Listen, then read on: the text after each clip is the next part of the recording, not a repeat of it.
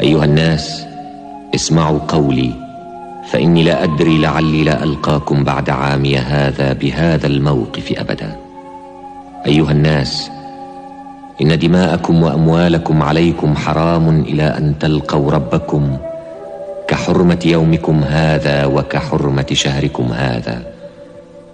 وإنكم ستلقون ربكم فيسألكم عن أعمالكم وقد بلغت.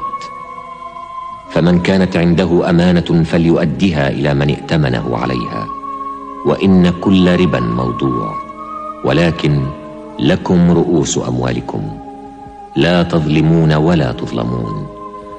اعقلوا أيها الناس قولي، فإني قد بلغت، وقد تركت فيكم ما إن اعتصمتم به فلن تضلوا أبدا، كتاب الله وسنة رسوله.